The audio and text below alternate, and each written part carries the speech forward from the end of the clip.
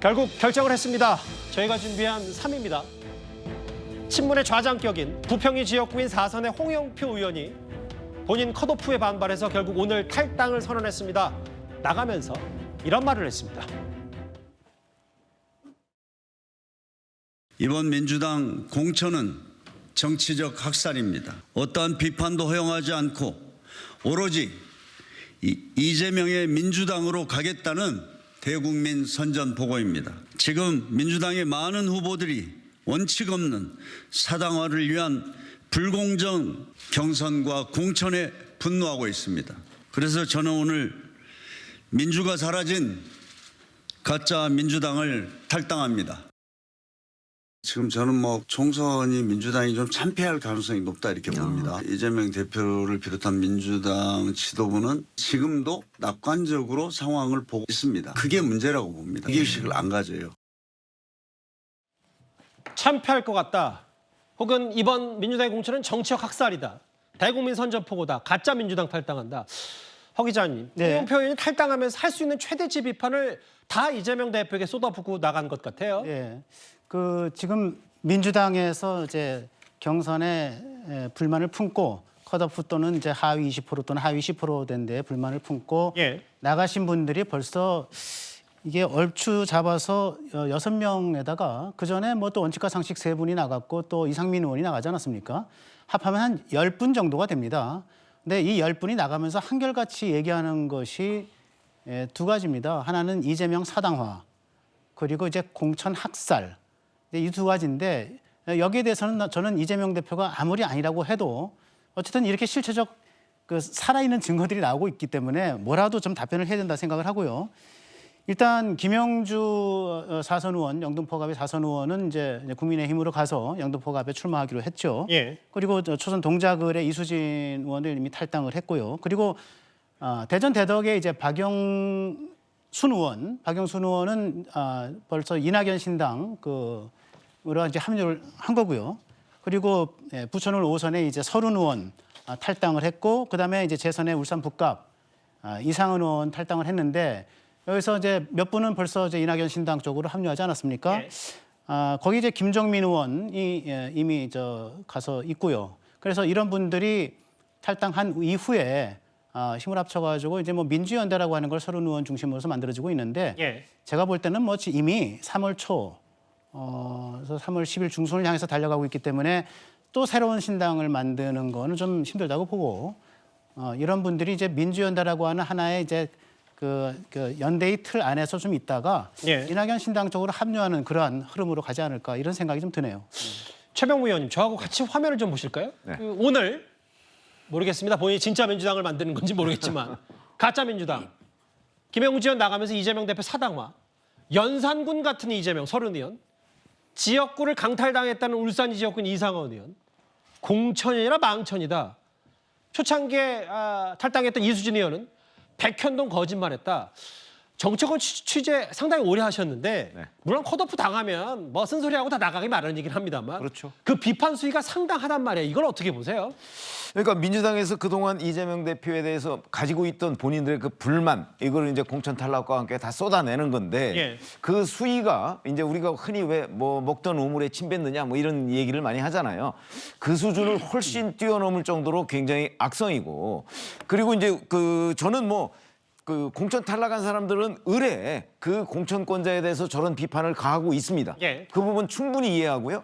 큰 틀에서 보면 그럴 수 있다고 생각을 하는데 문제는 이제 유권자들이에요. 결국은 유권자들이 저 사람들이 저렇게 주장하는 부분에 관해서 아니야, 저 사람들 주장이 잘못됐어, 저거는 그냥 공천 탈락한 사람들의 넋두리에 불과해 라고 이해하는 사람들이 많을 것인지, 아니면 아니야, 저 사람들의 주장이 맞아, 이재명 대표가 지금 민주당을 사당으로 만들고 있다, 이렇게 이해하는 사람들이 많을 것인지, 이게 대단히 중요하다고 보거든요. 근데 저는 개인적으로 보면 지금 이재명 대표가 아까 사천 논란 얘기도 나왔습니다만은 기본적으로 이 이재명 대표의 그 사당과 비슷한 국면으로 이번 총선 후에 만들어 가려고 하는 그런 큰 그림이 있는 거 아니냐, 이 생각을 저도 갖게 돼요. 정치 평론가로서.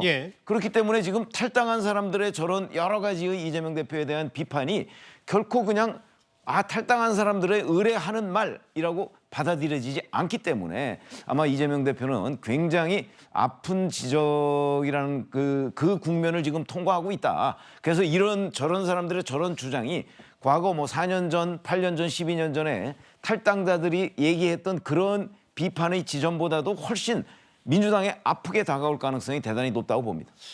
홍영표는 물론 뭐 이낙연 대표가 있는 새로운 미래 합류할 수도 있지만 일단 무소속으로 본인 지역구인 부평에 출마하겠다라는 포부도 밝힌 걸 기억하는데 6명이에요. 민주당 의원 공천에 반발해서 탈당한 의원들 오늘 홍영표 의원 포함하면 꽤 극렬하게 강하게 이 대표를 비판하고 있습니다. 근데 오늘 여행정관님 이런 보도가 하나 있더라고요. 화면을 좀 바꿔보면. 왜냐하면 문재인 정부 출신, 청와대 출신이시기 때문에 양산 평산마을 가서 문 전 대통령을 만나고 오면 뭔가 탈당을 결심하는 뭔가 배후에 문 전 대통령이 있는 거 아니냐는 취지. 특히 물론 임종석 전 실장의 회군 얘기도 있었습니다만 이 표현을 좀 어떻게 받아들이세요?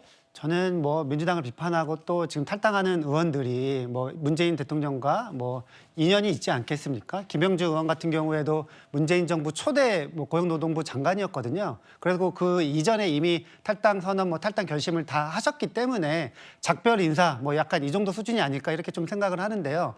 저는 지금 이제 민주당을 비판하고 이렇게 나가시는 의원님들이 문재인 대통령에게 더 이상 안 기댔으면 좋겠습니다.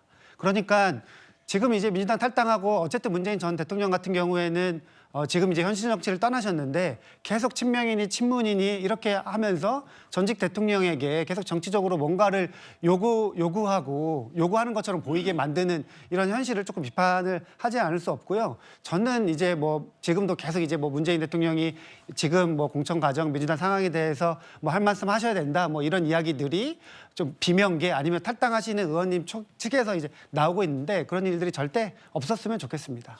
근데 이제 물론 홍영표 의원의 전언이긴 합니다만 문제의식에 공감하고 안타깝다고 했다.